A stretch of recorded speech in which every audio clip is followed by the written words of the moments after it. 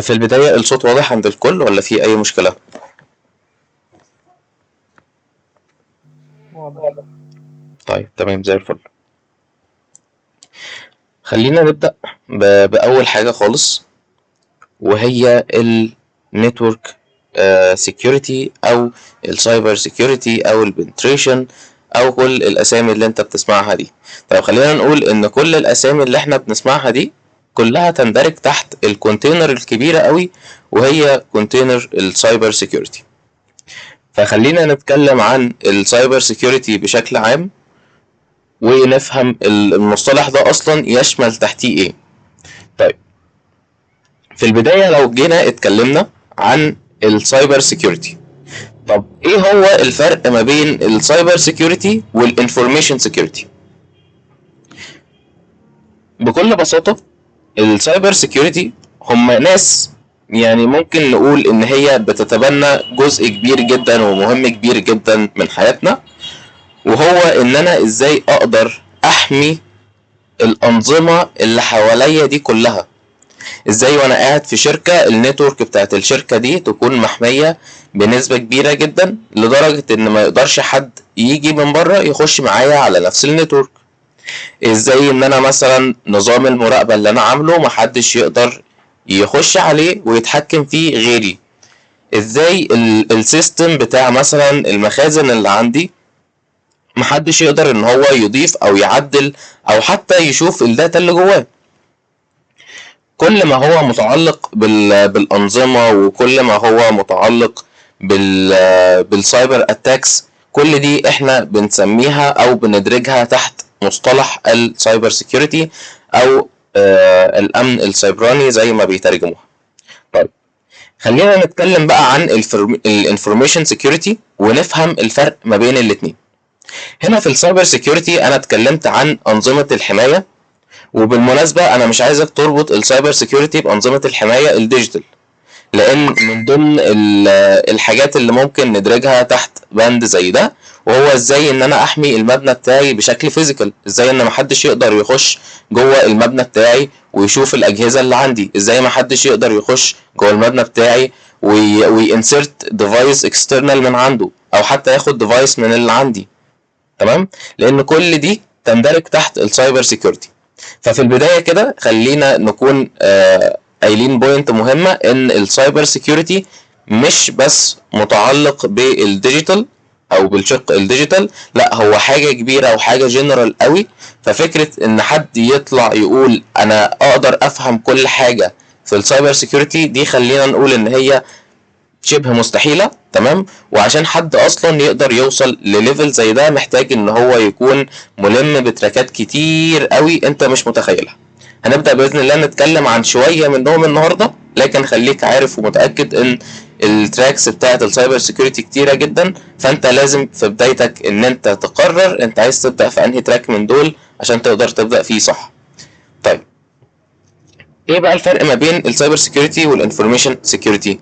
الانفورميشن سيكيورتي هو ناس بتهتم بحماية البيانات. يعني انا عندي بيانات جوه الشركة، انا مسؤول عن ان البيانات دي تفضل محمية طول الوقت. طيب هو ايه الفرق ما بينه وما بين انا من شوية لما قلت انا محدش يقدر يخش على السيستم وياخد الداتا اللي جوه؟ شوف، هو احنا هنا لحد ما محدش يخش على السيستم دي مهمتنا، لكن حماية البيانات اللي جوه السيستم دي بقى دي مهمة الانفورميشن سيكيورتي. تمام، يبقى هي ناس طول الوقت مسؤولة عن حماية البيانات.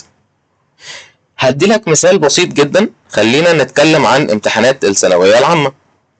امتحانات الثانوية العامة هي عبارة عن شوية بيانات او انفورميشنز لازم يتعمل لها سيستم حماية قوي جدا. وسيستم الحماية القوي جدا ده مش شرط يكون لبيانات إلكترونية، لا عادي ده ممكن تكون بيانات ورقية زي الامتحانات اللي بنتكلم عنها.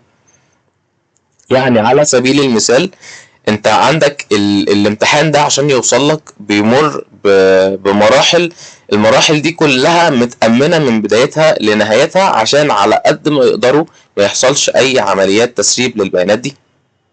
على سبيل المثال انت الامتحان بتاعك بمجرد ما يبتدي يتحط فمفيش حد واحد ليه اكسس على كل البيانات اللي جوه، لا، البيانات اللي جوه دي متقسمة بشكل كبير، وكل مجموعة من الاشخاص عارفين جزء من المعلومة.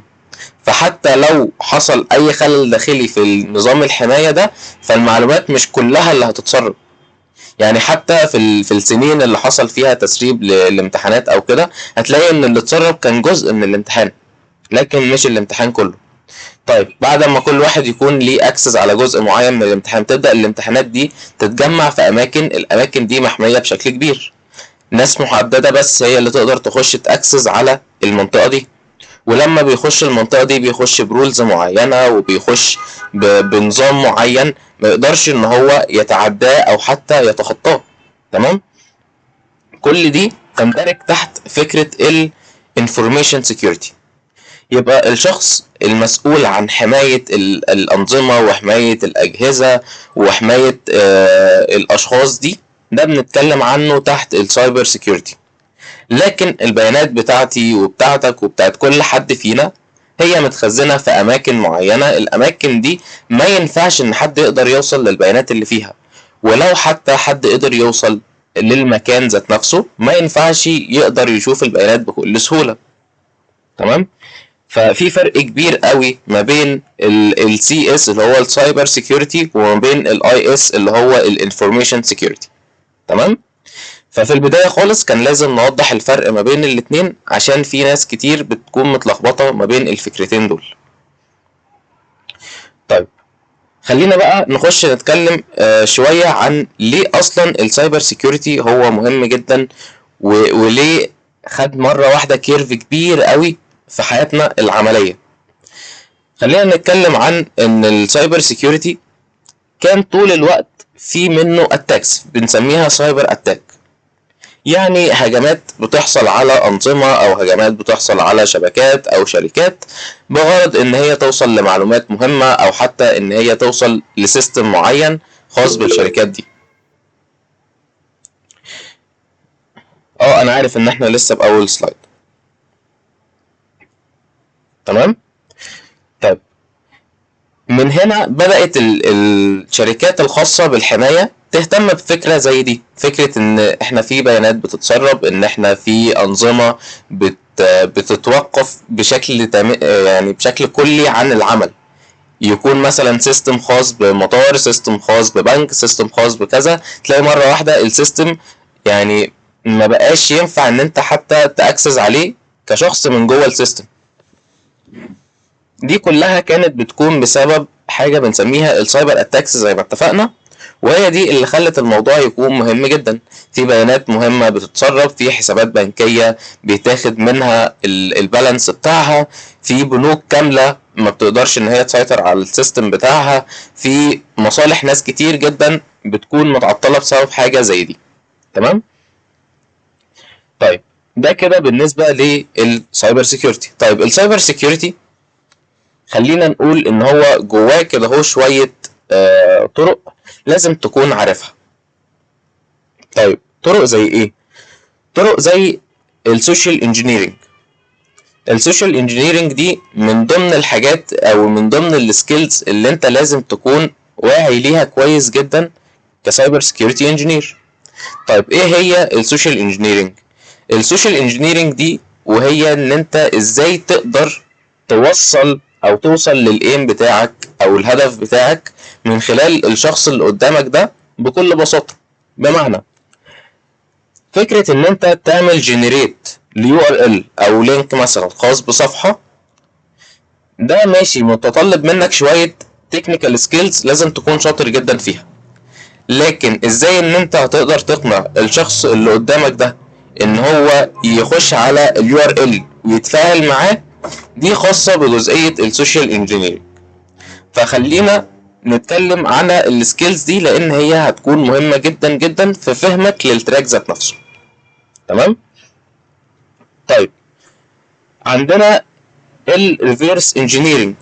ازاي المهندسين بتوع السايبر سيكيورتي بيقدروا ان هم يمسكوا سيستم معين ويطلعوا فيه الغلطات الموجودة، او حتى يقدر ان هو ياخد اكسس على السيستم ده في سبيل التستنج. احنا كل ده بنتكلم على السايبر سيكيورتي من باب ان احنا بنعمل امبروف للسيستم بتاعنا عشان نحسنه، مش ان انا داخل عايز اخد اكسس على السيستم ده واسرق منه فلوس وامشي.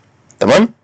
طيب بتحصل ازاي عمليه الريفرس انجينيرنج دي؟ ده شخص بيكون فاهم كويس جدا الطريقه اللي اتكتب بيها السيستم ده، فبيقدر ان هو يبص على الكونديشنز اللي محطوطه. فعلى سبيل المثال لقى ان في كونديشن معين ليه اكتر من احتمال، والديفلوبر مش عامل كنترول غير على احتمال او اتنين بس منهم، فبيبدأ يجرب بقية الاحتمالات دي ينفع ان هي تديله اكسس ولا لا. طيب لو لقى ان هي ينفع تديله اكسس، بيبدأ يعمل ريبورت بالكلام ده كله عشان نبدأ نحله في السيستم الموجود عندنا ده. طيب السايبر سيكيورتي بقى ذات نفسه ممكن نقسمه لحاجة عامة وحاجة خاصة شوية. هنقسمه لأنظمة وهنقسمه لهجمات. بمعنى انا عندي انظمه زي النتورك، انظمه زي الاوبريتنج سيستمز، كل دي انظمه بتبدا ان هي تشغل لي اصلا الكيان او الشركه اللي انا بتعامل معاها. تمام. طيب بعد كده نيجي على الاتاكس. جوه الانظمه دي بقى ممكن اعمل شويه اتاكس، زي ان انا اعمل دوس اتاك او دي دوس اتاك على النتورك نفسها او على السيستم ده ذات نفسه، او حتى ان انا ابدا اعمل اتاكس زي المان ان ذا ميدل على الاوبريتنج سيستمز اللي انا بتعامل معاها. طيب لحد هنا الدنيا ممكن تكون بسيطه والتقسيمات صغيره جواها.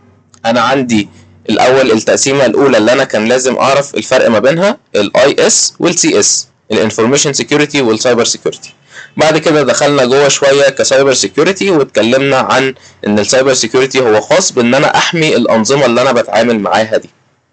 طيب سواء انا اخترت التراك ده او التراك ده، خلينا مثلا نبدا بالسايبر سيكيورتي. انا ازاي فعلا اقدر ابدا اتعامل مع التراك ده واتعلمه بشكل صح، او ان انا حتى اكون عارف الشهادات اللي طالعه كتير قدامي دي مين فيهم اللي يناسبني ومين فيهم ما يناسبنيش. خلينا نتكلم عن الناس اللي حابه تبدا كسايبر سيكيورتي، وانا هنا هتكلم بشكل اخص شويه عن الريد تيمينج. الريد تيمينج هم مجموعه من الناس وظيفتهم ومهمتهم ان هم يخترقوا الانظمه دي. يعني انا هقسم السيستم بتاعي ده لنصين، نص مجموعه من الاشخاص بتحاول ان هي تعمل اتاك عندي، والنص التاني مجموعه من الاشخاص بتحاول تديفنس السيستم بتاعي. تمام. طيب اتفضل يا باشمهندس.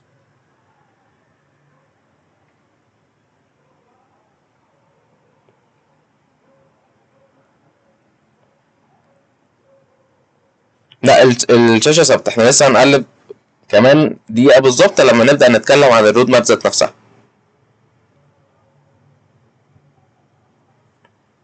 طيب يبقى هنقسم الموضوع لفريقين، فريق هنسميه الريد تيمينج وفريق تاني خاص بالبلو تيمينج. الريد تيمينج ده هو الفريق المسؤول عن عمليات الاتاكس اللي بيعملها عشان يقدر يكتشف الفولنربيليتيز بتاعتي، وهنتكلم عن مصطلحين مهمين كمان شويه وهما الفولنربيليتي والثريت وايه الفرق ما بين الاتنين. طيب والبلو تيم ده الشخص او المجموعه من الاشخاص قاعده طول الوقت بتحاول ان هي تصد الاتاكس دي وبتحاول ان هي تنكريز من الليفل بتاع السكيورتي الموجود عندي جوه الشركه. طيب خلينا بقى نتكلم عن السكيلز الاساسيه اللي لازم تكون عند اي حد في الاتنين دول. السكيلز الاساسيه بالنسبه لي وهو ان انا افهم النتورك بيزكس. تمام. ازاي ان انا ابدا اتعامل مع النتورك بشكل اساسي. لازم افهم كويس جدا الحاجه اللي انا بحاول اتست عليها دي اصلا شغاله ازاي.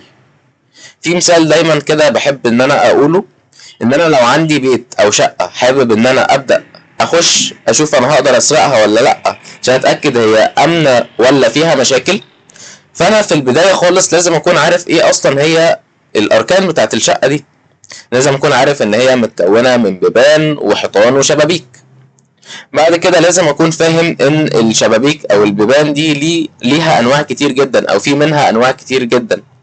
ممكن يكون الشباك ده عباره عن ازاز، فهنا انا عارف ان هو ليه نقطه ضعف معينه، ان انا لو جبت اي حاجه سوليد او اي حاجه صلبه وبدات ان انا اخبط الازاز ده هيتكسر معايا وهقدر ان انا اخش من خلاله.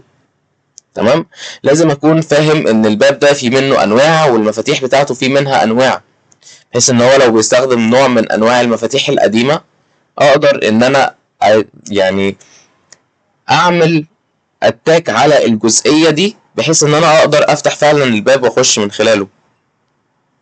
لازم اكون عارف مثلا لو الباب ده ديجيتال، طب هل الباب الديجيتال ده فيه ثغرات معينه معروفه عنه اقدر ان انا استغلها ولا لا.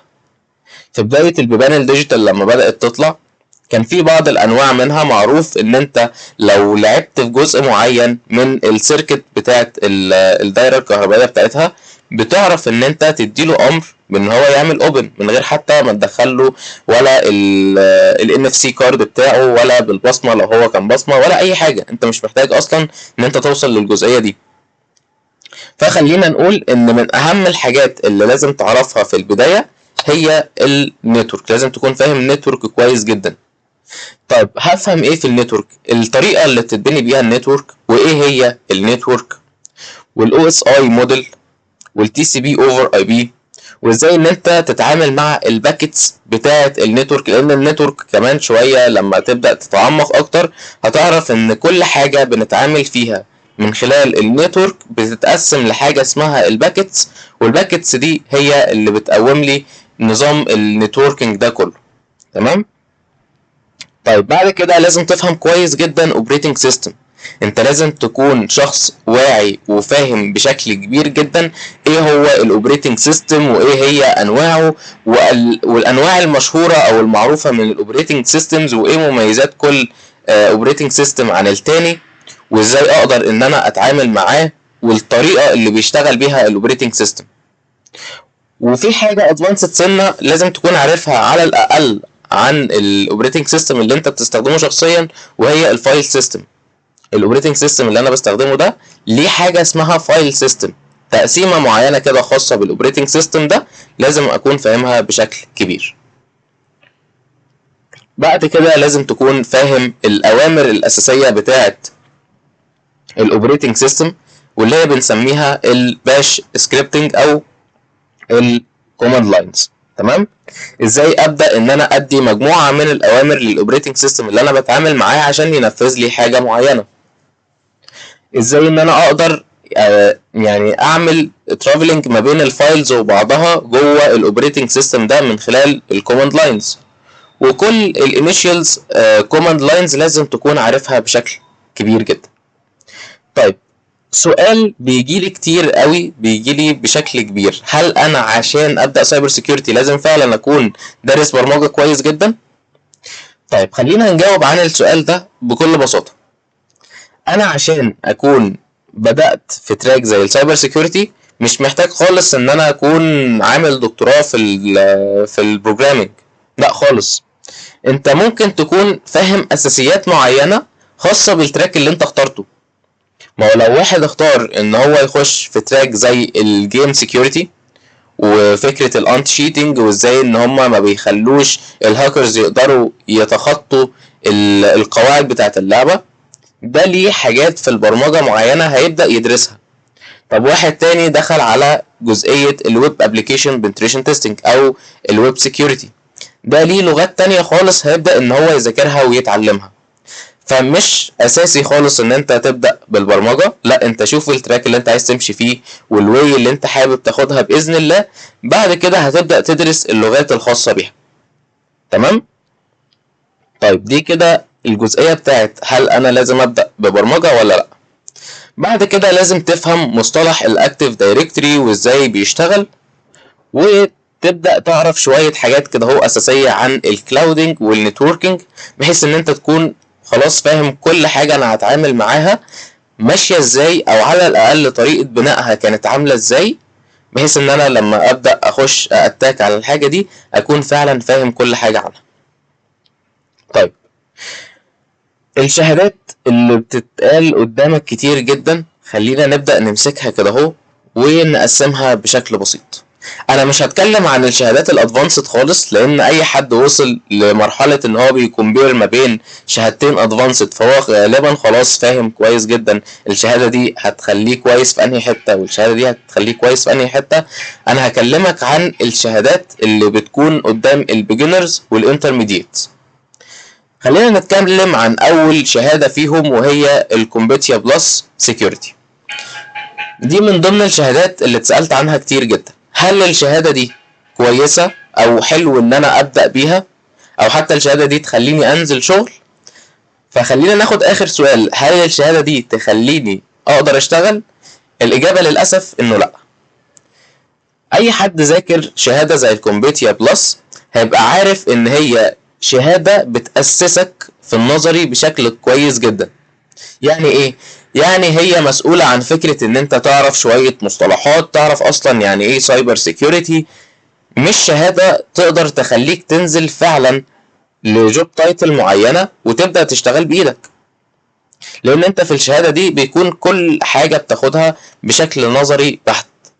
كل حاجة بتعرفها بيقول لك مثلا انا عندي اتاك اسمه كذا، الاتاك ده بيعمل 1 2 3، لكن هو ولا ورالك الاتاك، ولا فهمك الاتاك ده اشتغل ازاي من خلاله، ولا التولز اللي تقدر تعمل بيها الاتاكس دي.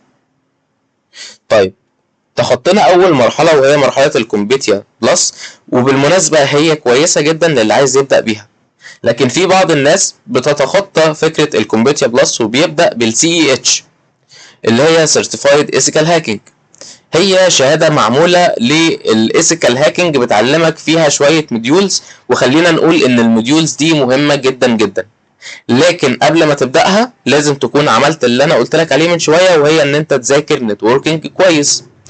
السي اتش بالمناسبة فيها موديول كامل خاص بالنتورك بيزكس، بيعلمك فيه شوية حاجات أساسية عن النتورك، لكن هي مش كافية خالص إن أنت فعلا تكون حد شاطر في حاجة زي دي.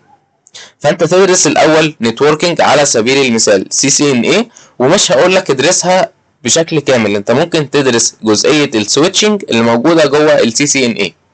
تمام؟ طيب، بعد النتوركينج هتدرس الاوبريتنج سيستم، وبعد الاوبريتنج سيستم هتبدا ان انت تدرس شهاده من الشهادتين اللي اتفقنا عليهم دلوقتي دول، الكومبيتيا بلس او السي اتش. طيب، بدات بالكومبيتيا بلس هتبدا تخش بعدها على السي اتش. طب لو انت تخطيتها وبدات بالسي اتش برضو مفيش اي مشاكل، الاتنين تمام. انا بس بقول لك كده عشان الناس اللي خلصت كومبيتيا بلس في منهم دخلوا يسالوني، او في منهم دخلوا بعتوا لي في فتره من الفترات احنا المفروض نعمل ايه تاني، او هل انا كده جاهز لان انا اعمل حاجه ولا لسه. فالفكره ان انت تبدا بعدها تاخد شهاده زي شهاده السي اتش. طيب، هتخطي لك موديولز كتيره جدا، وحاول ان انت على قد ما تقدر تشوف الموديولز اللي موجوده دلوقتي في فيرجن 13، لان الفيرجنز اللي قبلها كان في حاجات واتشالت. فابدا اشوف الحاجات اللي كانت موجوده قبل كده وشالوها في الفيرجن الجديد، وارجع ذاكرها هي بس بعد ما تخلص الشهاده. تمام؟ طيب، انا كده خلصت الجزء بتاع الانترو بتاعي، او خلصت الجزئيه بتاعه الفاندمنتالز الاساسيه كسايبر سيكيورتي. تمام؟ المفروض ان انا اعمل ايه؟ ماذا بعد؟ ايه الحاجه اللي انا المفروض ابدا امشي عليها؟ خلينا نقول ان في واحد من المجالات اللي هتلاقيها حاجه كده عامله زي الاخطبوط، كل لما تخش في جزئيه معينه او في تراك معين هي موجوده عندك حتى لو بنسبه صغيره جدا. والله انت اتخصصت مثلا في فكره النتورك سيكيورتي هتلاقيه موجود معاك، اتخصصت في الجيم سيكيورتي هتلاقيه موجود معاك، اتخصصت مثلا في الاي او تي سيكيورتي هتلاقيه برضو موجود معاك، في الديف سيك اوبس هتلاقيه موجود معاك، هتلاقيه موجود معاك في كل حته. هو مين؟ الويب. خلينا نقول ان دلوقتي تقريبا مفيش اي شركه على مستوى العالم الا وعندها ويب سايتس. هتلاقي شركات قليله جدا اللي ما عندهاش ويب سايت، لكن الويب سايتس دلوقتي بقت داخله في كل حاجه في حياتنا، لان بقت هي البوابه اللي بقدر اكونكت بيها الناس كلها ببعض. فلازم على الاقل تدرس البيزكس او الفاندمنتالز بتاعه الويب. ادرس اللغات البسيطة بتاعتها زي ال HTML. ال CSS انا هنا في ناس ما بتحبش ان هي تخش فيها لان هي لغة مسؤولة عن الستايل شيتنج مش اكتر، لكن على الاقل خد كده عنها نبذة، اعرف هي مكتوبة ازاي، شكلها عامل ايه. على الاقل لو حبيت ان انت تتجنبها في الويب بيج اللي انت شغال عليها تكون عارف هي فين وشكلها ايه. بعد كده الجافا سكريبت، والجافا سكريبت مهمة جدا جدا لان هي دي اللغة اللي هتخليك تكوميونيكيت مع البراوزر اللي بيستخدمه الويب سايت ده. تمام. فالجافا سكريبت من ضمن الحاجات اللي لازم تركز عليها كويس جدا وانت بتذاكر البيزكس بتاعه الويب. بعد كده تدرس حاجه خاصه بالباك اند زي البي اتش بي مثلا. حد قال لي انا ذاكرت نوت جي اس، تمام مفيش مشكله، المهم ان انت تكون مذاكر لغه باك اند كويس جدا وفاهم الكونسبت بتاع الباك اند. انا مش بكلمك عن اللغه كلغه، انا بكلمك عن الكونسبت، تكون فاهم الباك اند. وطبعا الاهم من كل دول ان انت تفهم كويس جدا داتابيز وتفهم كويس جدا اي بي ايز، عشان الاتنين دول لا غنى عنهم في اي ويب سايت دلوقتي. تمام. طيب خلصنا البيزكس دي كلها وعرفت ازاي هبدأ. انا كده اقدر اقول لك ويلكم بيك ان انت فعلا بقيت شخص مش هنقول لسه ما عندوش اي نولج، لا انت دلوقتي حد بيجنر، حد عنده النولج الكافيه اللي يقدر يبني على اساسها سكيلز. تمام. طيب تخطينا المرحله دي وخدت الاساسيات بتاعه النظري وخدت الاساسيات بتاعه العملي من الشهادتين الاولانيين. عايز ابدا احسن نفسي شويه وعايز ابدا اكون احسن في الحته دي. هقول لك ابدا ادرس حاجه زي الاو اس سي بي، وهي ان انت ازاي تحترف بقى فكره البنتريشن تيستنج اللي انت اتعلمتها في شهاده السي اتش. فممكن نقول ان هما شهادتين بيكملوا بعض لاي حد بادئ يتعلم حاجه زي كده. طيب خلصت شهاده الاو اس سي بي، فغالبا انت كده احتكيت بكل الحاجات الاساسيه اللي انا عايزك تكون عارفها، وعرفت شويه vulnerabilities كده بيزكس اساسيه لازم تكون عارفها كبنتريشن تيستر، ولازم تكون شاطر جدا فيها وعملت عليها براكتس كتير. وحته البراكتس دي خلينا نقول ان هي من اهم الحاجات اللي لازم تركز فيها. لما حد يشرح لك vulnerability معينه وتفهمها ويطبق معاك على لاب معين، مهمتك ان انت تروح تدور على لابات تانية كتير تطبق عليها نفس الفكره دي او نفس الفولنربيلتي دي.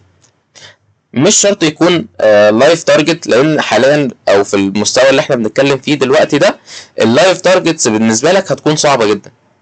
انا هنا بتكلم على الماشينز الفيرتشوال اللي بتكون معمول لها ببلش للناس تتدرب عليها.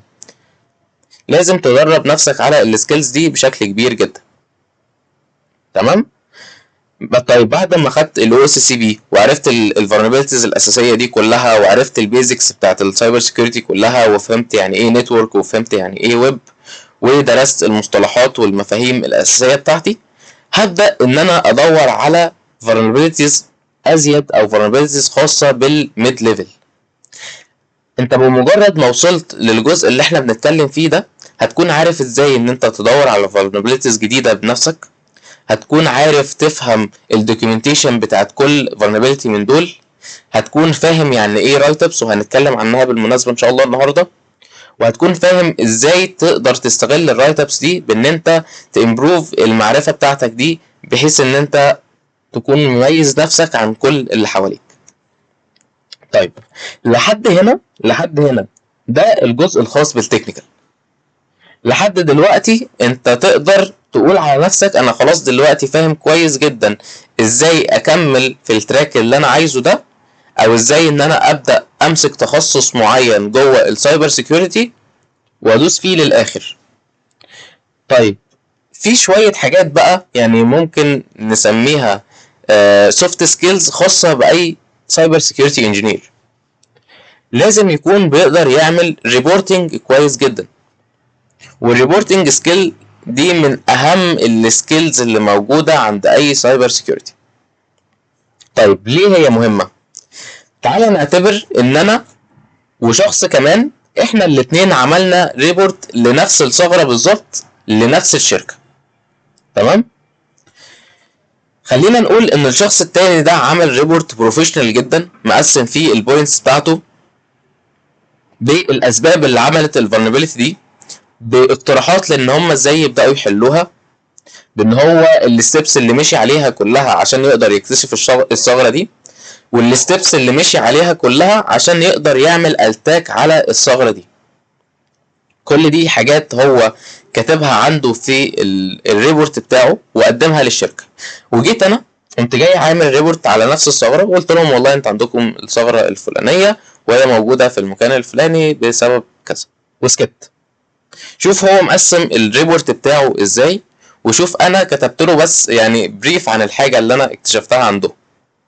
فطبيعي لو انا جيت قارنت ما بين التو ريبورتس دول، فانا لو شخص هيبدا يشتغل على الثغره هختار الريبورت اللي فيه ديتيلز اكتر، لان ده هيفيدني اكتر. ممكن يكونوا الاثنين ادوا نفس الغرض، الاثنين قالوا ان هو عنده الثغره المعينه دي في المكان اللي اكتشف فيه الثغره جوه السيستم، بس الاثنين وصلوا له نفس المسج، لكن واحد فيهم اداله ديتيلز كبيره جدا بحيث ان حتى الديفلوبر اللي هيشتغل على الحل بتاع الفولنربيلتي دي لازم يكون فاهم كويس جدا الاسباب اللي وصلتنا للنقطه دي. تمام؟ طيب بعد كده فكره البورتفوليو، وان انت ازاي تعمل لنفسك ايمج كويسه جدا في الفيلد ده، وازاي ان انت تبدا تعرض نفسك بشكل كويس جدا على الناس. وطبعا فكره الريبورتنج سكيلز او البورتفوليو، الاثنين هتلاقي ناس كتير بتستخدم موقع من الاثنين دول وهم الجيت هاب او حتى ميديوم. الاثنين دول الناس بتبدا تعرض عليهم الشغل بتاعهم والرايت ابس بتاعتهم. وخلينا نقول ان الرايت ابس دي هي فيها ريبورت بالحاجات اللي موجوده جوه الماشين المحدده دي، زائد الطرق او الخطوات او الستبس اللي مشي عليها واحده واحده كاتاكر عشان يقدر ياخد اكسس. طيب الرايت ابس دي مهمه ليه؟ خلينا نقول ان احنا عندنا حاجه اسمها السي تي اف مهمه جدا، يعني كلنا بنحتك بيها في بدايه حياتنا. طيب ايه هي السي تي اف؟ السي تي اف دي هي حاجه او مصطلح بيتقال على ماشين، الماشين دي بتكون اصلا فالنر. طب يعني ايه ماشين فالنر؟ عشان المصطلح ده ممكن تسمعه كتير. لما بنقول على ان الماشين دي فالنر اصلا معناها ان الماشين دي مصابه او الماشين دي فيها فعلا ثغره. واللي مش فاهم مصطلح الماشين فخلينا نقول ان الاوبريتنج سيستم بالجهاز بتاعك اللي شغال بكل العمليات اللي بيعملها دي بنسميه ماشين او بنطلق عليه مصطلح ماشين.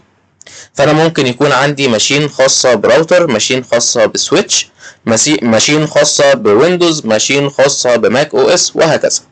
او حتى ماشين خاصه بويب سايت ما تنساش. فالموضوع مش بس على الاوبريتنج سيستم او الاجهزه، لا، على اي سيستم بتكون عباره عن ماشين فيها شويه ثغرات.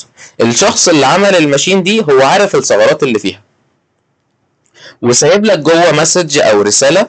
الرساله دي ما تقدرش توصل لها غير لو انت فعلا عملت هاك على الديفايس ده او على الماشين دي. فمن هنا جه مصطلح كابتشر ذا فلاج، ان انت بتحاول تاكسس على الماشين دي وتدور على الفلاج او الرساله اللي هو سايبها لك عشان تقدر تجيبها وتثبت لصاحب الماشين دي ان انت قدرت فعلا تخش جوه وتوصل للمسج اللي كان سايبها.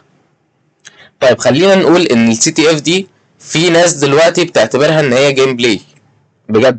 في السي تي اف حاليا بقت تعتبر ان هي من ضمن الجيم بلايز، وبقى بيتعمل فيها كومبيتيشنز كتيره جدا، وعايز اقول لك ان الجوائز بتاعتها بتكون بالملايين. طيب هل السي تي اف مهمه بس للناس اللي عايزه تركز في فكره الكومبيتيشنز وكده؟ لا طبعا. انا ازاي لما اجي اخش على لايف تارجت واخش على تارجت حقيقي اقدر ان انا اطبق السكيلز بتاعتي دي كلها غير لو انا اتدربت عليها كويس؟ فانا في طول فتره التعليم بتاعتي اللي انا درست فيها بقى النتورك بيزكس، ودرست فيها كومبيتيا بلس سيكيورتي، ودرست فيها سي اتش، ودرست فيها او اس سي بي وويب بيزكس وكل الكلام ده، ودرست فيها الثغرات الاساسيه كلها. ازاي ادرب نفسي عليها؟ بدرب نفسي من خلال السي تي افس. طيب الاقي السي تي افس دي فين؟ خلينا نقول اشهر 3 بلاتفورم بيقدم لك سي تي افس، ومش هم دول بس ال3، هتلاقي فيه غيرهم كتير جدا. انت ممكن حتى تخش تسرش كده على جوجل تكتب سي تي افس بلاتفورم، هتلاقي ناس كتير قوي كاتبالك اسامي بلاتفورمز تعمل عليها تريننج. طب اشهرهم تراي هاك مي واتاك ذا بوكس وفالن هاب. التلاتة دول بيوفروا لك سي تي افس كويسة جدا، افكارها لذيذة جدا، في منها كتير بتكون متاخدة من سيناريوهات حقيقية. ازاي متاخدة من سيناريوهات حقيقية؟ يعني على سبيل المثال، في شركة في 2015 اتعمل عليها اتاك معين، والاتاك ده بسببه الشركة دي خسرت ملايين مثلا من الدولارز. فيجي بعد سنين ديفلوبر يجي يشوف المشكله اللي كانت موجوده في الشركه دي وازاي اتعمل عليها الاختراق ده، ويبدا يعمل سيميوليشن كده لسيستم صغير. السيستم ده فيه الجزئيه اللي كانت فيها الثغره دي بس، هو طبعا مش هيقدر يكريت السيستم كله عشان يخليك تتدرب على حته معينه، لا هو هيعمل ديفلوبمنت للجزء اللي كانت فيه الثغره بنفس الثغره اللي كانت موجوده، ويحط لك جوه فلاج بحيث ان انت تدرب نفسك على الثغره دي مره واثنين وثلاثه لحد ما تحسن قوي السكيلز بتاعت البنتريشن تيستنج اللي عندك. تمام. كل دي حاجات اساسيه لازم تكون عارفها، وعارف ازاي تمشي نفسك او تليد نفسك لان انت تكون احسن من حد مثلا دخل خد الكورس ده اونلاين، سمع المعلومات بتاعته وسكت على كده. الاتنين ممكن يكون عندهم المعلومات الأساسية والبيزكس، لكن واحد فيهم قادر فعلا ان هو يوريك الكلام ده بشكل عملي مرة واثنين وثلاثة، ويطلع لك ريبورت يفهمك بيه كل حاجة هو عملها، والشخص التاني هو مجرد عنده المعلومة، ممكن لو قرا الريبورت يفهمه لكن ما يقدرش يعمل ريبورت زيه. تمام. ده الفرق الجوهري ما بين الشخصين. طيب خليني دلوقتي قبل ما نخش في حاجة ديب أكتر من كده أبدأ أشوف الأسئلة بتاعتكم. لو في أي حد عنده أي سؤال أو أي حاجة ما فهمهاش يكتبها لي في المسجز أو يقول لي إن أنا عايز أكلمك وأخليه يفتح المايك.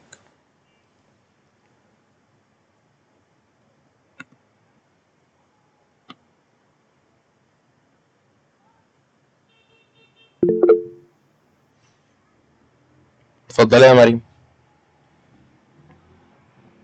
هو ممكن تبعت لنا مسج فيها كل الكورسات اللي قصدي عليها بالترتيب؟ مفيش مشكلة، هبعت لكم السلايدز وهزود لكم عليها جزئية السيرتيفيكيتس دي كلها، وكل سيرتيفيكيت منهم بتعمل ايه بالظبط او بتركز على انهي جزئية. مفيش مشكلة، حاضر.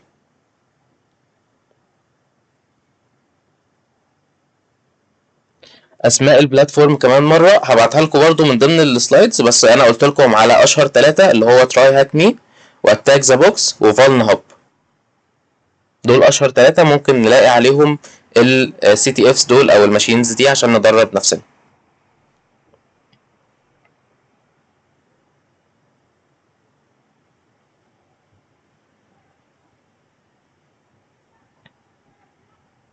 واللي لسه بيبدا من الصفر احنا تقريبا اتكلمنا كواحد لسه هيخش يبدا في مجال التك بشكل عام وحابب السايبر سيكيورتي. انا قلت له يدرس من بدايه النتوركينج ويفهم اصلا يعني ايه نتورك، ومن بدايه الاوبريتنج سيستم اللي هو الشيء اللي مشغل له البي سي اللي هيتعلم من خلاله، لازم يكون فاهمه كويس جدا، وصولا بقى للشهادات والستبس اللي بيعدي عليها عشان فعلا يبدا ينزل في شركات او يقدر ينزل جوه شركات.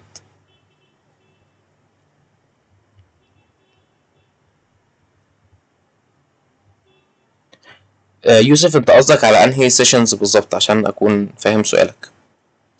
السيشنز بتاعت النهارده وبكره بتاعت البوت كامب، ولا سيشنز الكورسز في العموم؟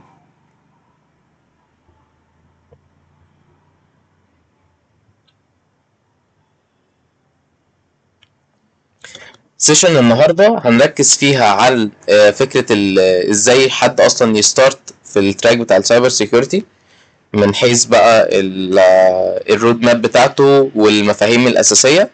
بعد كده هنبدا نتكلم عن شويه اتاكس مشهوره زي اللي اتبعتت لكم في المسج، خاصه مثلا بالوايرلس اتاكس، حاجه مثلا زي المان ان ذا ميدل والحاجات المعروفه قوي او اللي بنسمع عنها كتير قوي دي. مع فكرة ان انت ازاي بتعمل ريبورتس خاص بنفسك، وازاي ان انت تعمل ريبورت او تجنريت بورتفوليو لنفسك يكون بروفيشنال.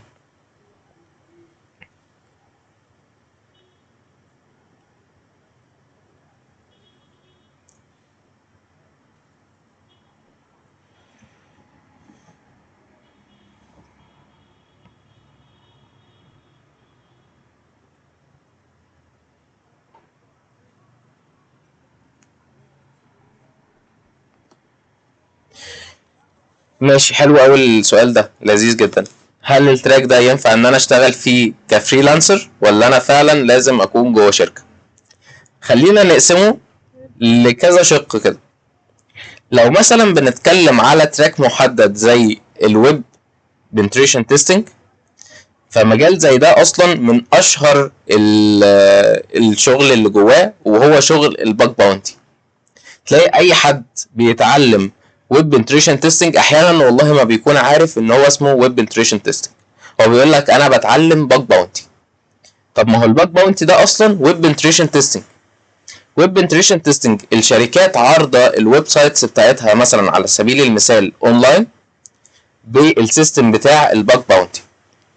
هو بيقول لك ان انت تحاول تكتشف عندي vulnerability او بجايه بمعنى اصح، ومقابل الباج دي انا بدي لك باونتي، بدي لك مكافاه. من هنا اصلا جه مصطلح الباج باونتي، ان انت بتديني مشكله عندي في السيستم، مقابلها انا بدي لك باونتي او مكافاه. فحاجه زي دي بتنفع جدا ان هي تكون فريلانس. ومش الويب بس، انا بكلمك على جزئيه معينه زي الويب، بدي لك مثال. طيب في جزئيات تانية زي مثلا النتورك بنتريشن تيستنج، احيانا هتلاقي لها شغل فريلانس، بس ما بيكونش حاجه اونلاين بحت زي ما انت فاهم. طيب ازاي؟ انا دلوقتي بتعامل مع نتورك، النتورك دي عباره عن اجهزه. اروح من فترة كده. الصوت كده واضح ولا في مشكله؟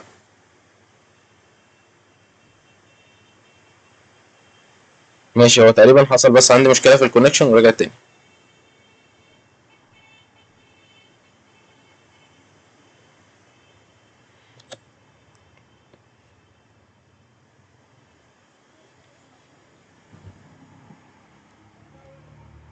الصوت عندي كده كويس ولا في مشاكل؟ كده تمام كويس. طيب تمام. انا بس تقريبا عندي النتورك كان فيها مشكله ورجعت تاني. طب اخر حاجه كانت ظهرت عندكم في الميتنج كانت ايه؟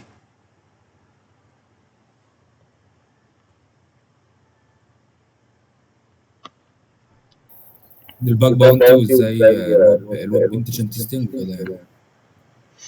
طيب خلينا نريفيو بسرعه لان انا مش عارف ايه اللي ظاهر منه او لا. لكن كنا بنتكلم عن ان الباج باونتي هو جزئيه او موديل سيستم معين خاص بالويب بنتريشن تيستنج. فهو مش هو ده التراك، لا هو التراك اسمه ويب بنتريشن تيستنج. الويب بنتريشن تيستنج ده بتقدر ان انت تبدا تستكشف ثغرات او تجيب vulnerabilities وبجات ومشاكل موجوده في السيستم بتاع الويب سايت ده، وتروح تقدم بيه ريبورت للشركه، ومقابل الحاجه اللي انت عملتها دي بتاخد منهم باونتي. عشان كده جه مصطلح الباج باونتي. طب لو هنتكلم عن النتورك بنتريشن تيستنج، احيانا هتلاقي فيه منه شغل فريلانسنج عادي، انا ما بقولكش ما فيش منه شغل فريلانسنج، لكن شغله الفريلانسنج بيكون قليل شويه. طيب ليه بيكون قليل؟ لان لو جينا بصينا بشكل عام، لو جيت بصيت لنتورك سيستم فهو غالبا بيشغل شركه كامله، وهي حاجه كريتيكال قوي، كريتيكال قوي قوي ان انا اسيبها بابليك كده للناس. تمام؟ ده الشركات على قد ما بتقدر لازم تخفي الرينج بتاعها. جميل؟ طيب لو انا بقى بعمل ببلش للبيانات بتاعتي دي كلها، والرينجز بتاعتي والاوبريتنج سيستمز اللي بستخدمها وكل بيانات النتورك بتاعتي عشان الناس تخش تعمل الشغل ده عندي فريلانس، طبعا الموضوع خطر جدا جدا جدا.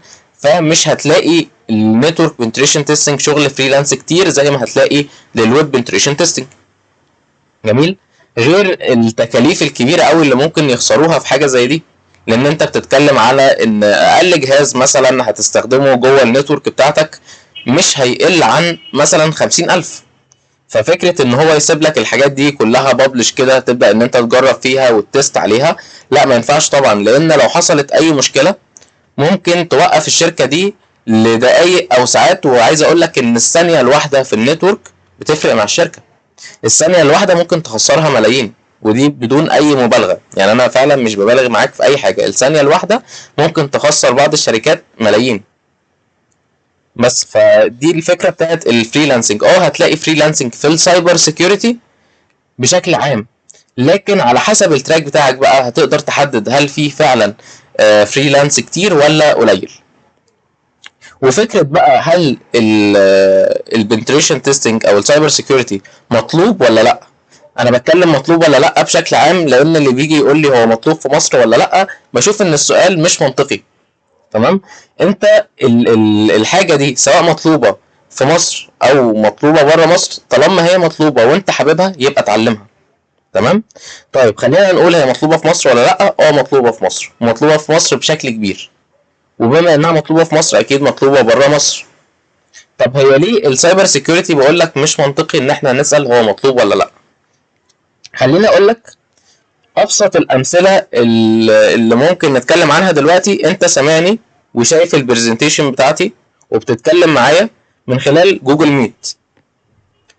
هل ينفع حد ما نعرفوش يخش مره واحده كده معانا الميتنج يظهر لنا حاجات غير اللي احنا بنتكلم عنها؟ لا. طب ما ده مين اللي بيحمي لي حاجه زي كده؟ شخص متخصص في بنتريشن تيستنج في تراك معين. طيب جميل. العمليه اللي بيحصل ما بيني وما بينك بيها كوميونيكيشن من خلال جوجل ميت ده بتكون موجوده فين؟ بتكون موجوده على سيرفر معين. السيرفر ده من ضمن سيرفرات جوجل. تمام. اللي شغال على السيرفر ده شخص دارس نتوركينج ودارس نتورك بنتريشن تيستنج كويس جدا. جميل.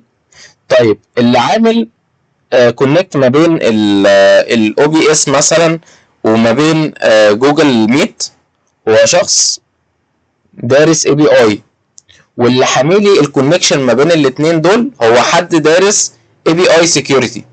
ولو قعدت اتكلم اكتر من كده عشان نقول بس الميتنج اللي احنا فاتحينه دلوقتي في كام واحد اشتغل عليه عشان يكون سكيور، مش هنخلص.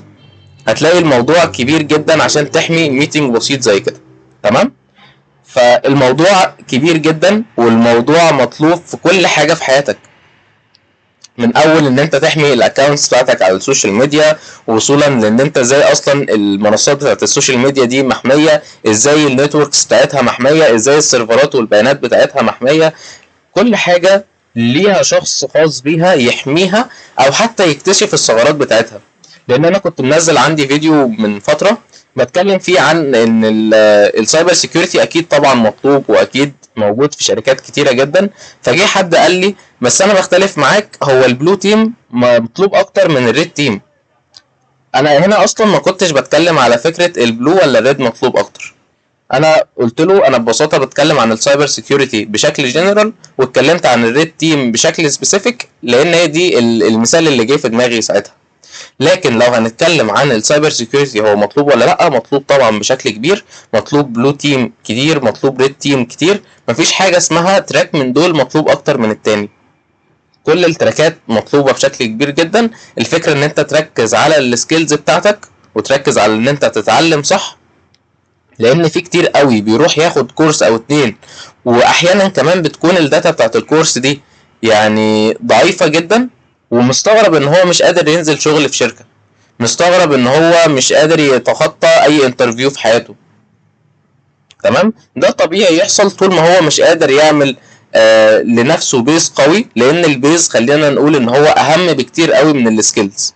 طب ليه البيز اهم من السكيلز؟ لان السكيلز بتاعتك احيانا هتصحى من النوم تلاقي ان السكيل دي ما بقالهاش اي قيمه، وان الفولنربيلتي اللي انت كنت بتلعب عليها دي خلاص ما بقتش موجوده. طيب ايه اللي يخليني افضل ماشي مع الموجه طول الوقت، ولما يغيروا تكنولوجي معينه من واي لواي تانية، او لما يعملوا اي ايديت في النظام بتاع البنتريشن، اكون انا لسه ستيبل معاهم ولسه ماشي مع التيار ده بشكل كويس جدا؟ وهي فكره ان انت تكون متاسس صح، بحيث ان لما تحب تسويتش ما بين اي حاجه وحاجه تانية انت عندك الكونسبت العام، انت فاهم الموضوع من اساسه ماشي ازاي، فمجرد ان انت تسويتش من هنا لهنا الموضوع هيكون سهل جدا. تمام.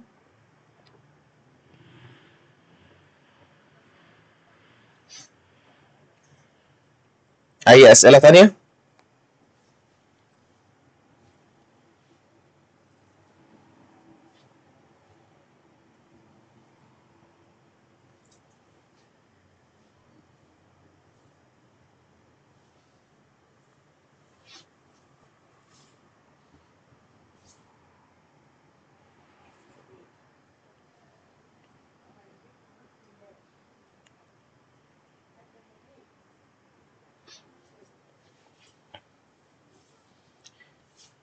طيب يا شباب، في اي اسئله تاني قبل البريك ولا نطلع البريك ونيجي نكمل؟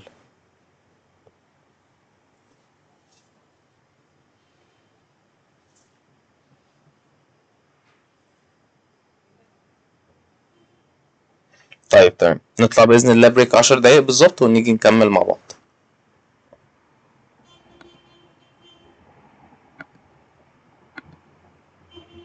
زي ده لو فعلا موجود فكان كل الناس بدأت ان هي تشتريه وتستخدمه، لو هو فعلا بالسهولة دي، لو هو فعلا جهاز بيقدر يعمل لي اي حاجة في السايبر سيكيورتي. كان اي سايبر سيكيورتي انجينير عايز يبدأ هيفكس بقى كل ده ويروح ياخد الفليبر زيرو ويتعلم ازاي يستخدمها وخلاص. لكن ده الحقيقة مش صح. والفليبر زيرو اصلا عشان تبدأ تستخدمه لازم يكون عندك نوليدج. هو عبارة عن جهاز سهل لك شوية سكريبتس كده، وهنتكلم عن ازاي هو سهلها لك. طيب خلينا اوري لك جهاز تاني، والجهاز ده يمكن كتير مننا سمع عنه وكتير مننا شافه، وفي اللي يعتقد ان هو مجرد شوية خرافات، لكن انا هوريك بروتوتايب معين مش هو ده اللي انت هتشوفه في ارض الواقع، او مش هو ده اللي بيشتغل على ارض الواقع، لكن في حاجة بتدي نفس الافكت بتاعه، هو اليو اس بي كيلر. كتير مننا سمع عن فكرة اليو اس بي كيلر. خلينا نشوف هتعمل ايه. تبقى عبارة عن يو اس بي هو موصلها دلوقتي بلابتوب. بمجرد ما ادالها كوماند معين اللابتوب ده بقى بلاك سكرين، خلاص مش قادر ان هو يشغله تاني. تمام؟ طيب خلينا نجري شوية نشوف مثال تاني على شاشة. دلوقتي هركب برضو باد يو اس بي او يو اس بي كيلر على شاشة عرض عادية من خلال ال HDMI الخاص بيها. نفس الشيء يقدر ان هو يدي كوماند لليو اس بي دي، تلاقي الشاشة بتاعتك جابت بلاك سكرين. طيب بغض النظر عن الفيديو ده ذات نفسه صح او لا، او عن شكل الفلاش اللي انت شفتها دلوقتي ده صح ولا لا، خلينا اكلمك على اليو اس بي كيلر بشكل عام وفكرتها. مبدئيا هي حقيقيه ما فيهاش اي مشاكل. طيب بتشتغل ازاي؟ ما هو اي حاجه انا هاجي اقول لك ان هي حقيقيه لازم اقول لك هي ازاي بتشتغل. تمام؟ لان انا عايزك دايما بترجع ورا مصدر المعلومه قبل ما تفهم المعلومه من حد او قبل ما تسمعها من حد، لان للاسف المعلومات كتير قوي دلوقتي عن السايبر سيكيورتي بتكون غلط على السوشيال ميديا. طيب انا دلوقتي عايز افهم ازاي يو اس بي اركبها في لابتوب، اللابتوب ده يتعمل له دامج، اللابتوب ما يبقاش راضي يشتغل تاني. بكل بساطه هي شغاله بفكره كهربائيه بحته. ازاي؟ انا معايا فلاشه، الفلاشه دي جواها مجموعه من المكثفات، تمام، وجواها دايره معينه بتاخد مني فولتج معين، وبعد كده بتاخد الفولت ده. على سبيل المثال انا بديك مثال مش هو ده الواقع، لكن انا مثلا اديتها 1 فولت، فهي هتقدر ان هي تطلع لي ال1 فولت ده تاني، بس تطلعه لي على سبيل المثال 100 فولت. جميل؟ ده مثال، الارقام طبعا مش حقيقيه. فهو بيبدا يعمل حاجه زي كده. وبالمناسبه الفلاشه دي عشان تستخدمها لازم تتشحن في الاول، مش زي ما هو موري لك في الفيديو، او مش زي ما هو بيخليك تتوهم في الفيديو ان الفلاشه انت خدتها ركبتها دوست على زرار من بعيد مات. لا، الفلاشه دي بتتشحن الاول. طيب بعد ما بشحنها بتاخد هي الالكتريك دي تعمل لها سيف عندها او بتخزنها عندها، زي كده فكره مثلا باور بانك. طبعا الموضوع مختلف تماما لكن بديك مثال. يعني بتخزن الكهرباء دي جوه اليو اس بي، وبمجرد ما بوصلها على اللابتوب اليو اس بي بتقوم جايه عامله زي نبضه من الالكتريك قويه جدا، بتوصل لان هي تعمل دامج في المذر بورد. واحيانا ممكن الموضوع يوصل لان الدامج ده يسمع في السي بي يو الخاص بالجهاز اللي انا استخدمت عليه اليو اس بي دي، فيبقى الجهاز كله محتاج يتغير. يعني مش هنقول كله، هنقول الاجزاء الاساسيه منه زي المذر بورد والسي بي يو اللي هم تقريبا اغلى حاجه في اي لابتوب ممكن تستخدمه. تمام؟ فالجزئيه دي لازم تكون فاهم كويس جدا ان هي حقيقيه، مش بالشكل اللي بيظهروه لنا على السوشيال ميديا. هي ليها شكل تاني وبتتعمل بطريقه تانية، وبتكون الافكت بتاعها نفس الافكت عادي، لكن مش زي ما انت ما بيتهيأ لك من الافلام. تمام. طيب دي بالنسبه لليو اس بي كيلر. غيرهم ديفايسز كتير جدا جدا جدا ممكن ان انت تبدا تشوفهم وتتعامل معاهم. طيب باشمهندس انا عايز اعرف الاجهزه دي، وانا كل ما احب اعمل جهاز هروح اشتري جهاز زي ده كام مثلا ب $120، كمان ده بعد الاوفر، بعد ما نزل لي فيه من 140 ل 120. جهاز زي ده الله اعلم سعره دلوقتي كام. الفليبر زيرو اللي دلوقتي بنسمع فيها ارقام يعني خياليه، في ناس بتبقى عايزه تبيعها عندنا هنا في مصر، هي سعرها رسميا بيتراوح ما بين ال 15 لل 20,000. تمام. في ناس عشان تدخلها هنا وتبدا تبيعها يبدا يبيعها لك ب 40 وب 50 وب 60,000. وللاسف من كتر الفيك ماركتنج اللي اتعمل عن الفليبر زيرو، الناس بقت ما عندهاش مشكله ان هي تدفع اي رقم مقابل جهاز خارق زي ده. هيسرق لي بيه عربيات، واسرق بيه اكونتات بنكيه، واسرق بيه معرفش ايه. الفكره الغلط اللي منتشر عنه دي كلها. طيب هقول لك ان الحاجات دي كلها لو انت فعلا شخص دارس صح وبادئ من الاول ببيزكس صح، هتبدا ان انت تعرف ان التولز دي كلها بنعمل لها جنريت بنفسنا. بنروح نجيب اجهزه زي مثلا حاجه زي الاردوينو مايكرو. تمام. خلينا نقول ان دي هي في الصوره ممكن تبان لك كبيره شويه، لكن لو عايز تشوف حجمها الحقيقي هتلاقيني كنت منزلها معايا اصلا في فيديو، تلاقي اول فيديو عندي على التيك توك. هي لا تتعدى العقلتين مثلا من صباعك. تول صغيره جدا جدا، تقدر ان انت تحط عليها سوفت وير كامل يتنفذ بمجرد ما هي تتوصل باي جهاز تاني. تقدر ان انت تعمل بيها دايره كهربائيه معينه تاخد منك امر. على سبيل المثال لو اليو اس بي كيلر اللي اتكلمنا عنها من شويه دي عايزها تشتغل فعلا بجهاز خارجي، هبدا ان انا اوصل هنا اي اداه توصيل، على سبيل المثال واي فاي او حتى بلوتوث موديول، وابدا ان انا اعمل لها كونكت بالجهاز التاني اللي انا هدوس بيه على الزرار، او حتى تليفونك مش شرط جهاز تاني، ممكن تبقى معمول لها كونكت بالتليفون.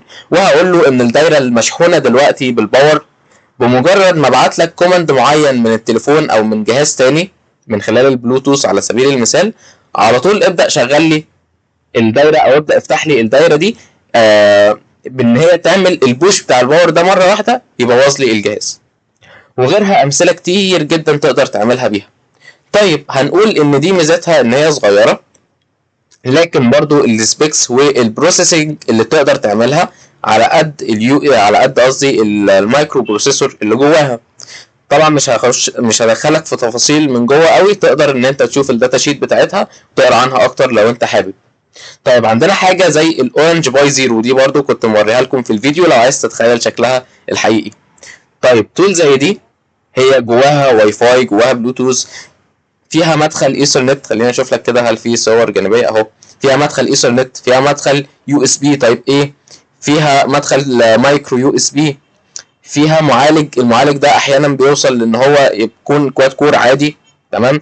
بيقدر ان هو يشغل لك بروسيس اكبر بكتير جدا من الجهاز التاني اللي انا كنت لسه موريه لك اللي هو الاردوينو. ناس كتير هتقول لي على فكره دي اجهزه بتاعه امبيدد سيستم وما اعرفش ايه.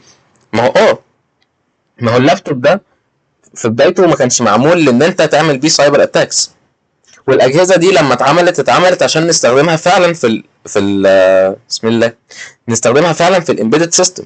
لكن انت كسايبر سيكيورتي انجينير قلت لك لازم تفكر بمنتاليتي مختلفه. ازاي ان انا استغل هاردوير زي ده ان انا اوظفه في الحاجات بتاعتي. التول اللي قدامك دي الصغيره خالص دي انا اقدر اطلع منها الجهاز ده اللي بيتباع ب $120، واسيب السوفت وير بتاعه معايا، بحيث ان انا كل ما احب استخدمه كباينابل واي فاي اروح انزل السوفت وير عليه واستخدمه. واقول لك على المفاجاه ان اصلا السوفت ويرز دي بنسبه كبيره هتلاقيها موجوده ببلش على جيت هاب. ناس قبل كده عملوها وعملوا ببلش للكود. لكن خليني احذرك برضو من نقطه معينه، ان كتير قوي من الحاجات اللي معمول لها ببلش خاصه بالاتاكس هاردويرز احيانا بيكون معمول جواها انجكت لمالوير مثلا، او معمول جواها انجكت للريفرس انجينير، بحيث ان انت لما تيجي تعملها يبدا ياخد عليك انت شخصيا اكسس. فخلي بالك كويس جدا من الحاجه وانت بتعملها، وتكون فاهم كويس قوي انت بتعمل ايه. تمام. دي كانت شويه امثله بسيطه عن فكره ان السايبر سيكيورتي عمره ما كان بس مقتصر على السوفت وير، لا ده داخل فيه هاردوير كتير جدا. والهاردوير الشق بتاع الهاردوير اللي جواه مهم قوي ان انت تكون عارفه وفاهمه كويس جدا، ولازم تكون عارف كل حاجه فيهم شغاله ازاي، والواي اللي بتشتغل بيها، وازاي اقدر انا اعمل لها جنريت، عشان ما حدش يروح يضحك عليك ويقول لك تعالى بقى لك جهاز ب50 وب60 الف جنيه وانت تروح تشتريه بدون اي تفكير، مقابل الفكره اللي هو باعها لك واللي هي غالبا ما بتكونش حقيقيه. كده باذن الله نكون خلصنا الانترو بتاعت السايبر اللي اتكلمنا عنها النهارده. باذن الله بكره نبدا نتكلم في شويه حاجات تكنيكال جوه اكتر، واحاول ان انا اوضح لكم الطريق من جوه عامل ازاي بشكل اكبر، ونعمل شويه حاجات عملي مع بعض. وباذن الله هيكون ليكم تاسك لازم ان انتوا تخلصوها طبعا في البدايه عشان تقدروا ان انتوا تستلموا الشهاده بتاعت البوت كامب. انا طبعا معاكم، لو حد عنده اي سؤال ممكن يكتب لي في المسجز او يبعت لي ان هو عايز يفتح مايك. أنا ما سمعتش قلت نعمل إيه علشان ناخد الشهادة، ما سمعتش. في تاسك لسه هبعته لكم باذن الله، التاسك ده تعملوه عشان تقدروا ان انتوا تستلموا الشهاده، هيبعت لكم على الجروب بتاع الواتساب.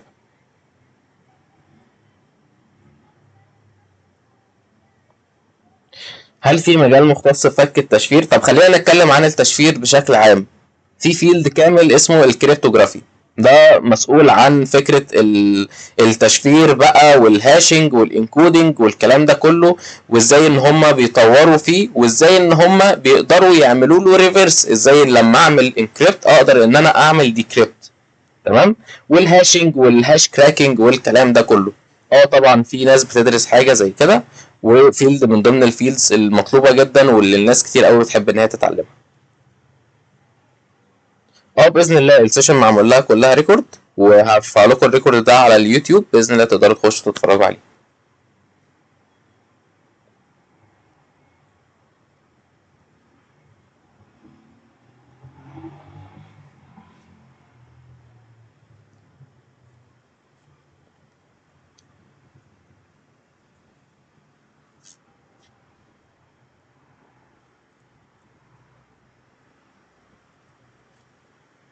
العفو، شكرا جدا.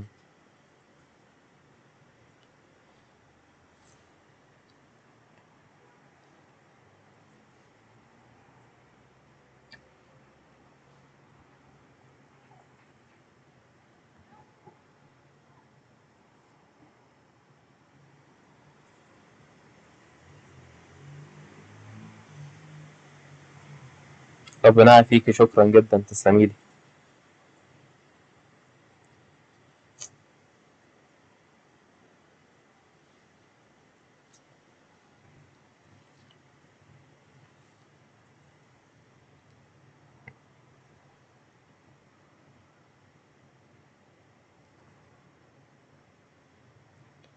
طيب باذن الله كده ما يكونش فيه اي اسئله تانية، ولو حد في اي وقت جه في دماغه سؤال او حب ان هو يسالني اي سؤال، يقدر ان هو يبعت لي على الواتساب او حتى يبعت لي على اي بلاتفورم من السوشيال ميديا بتاعتي، وباذن الله اكون برد عليكم طول الوقت.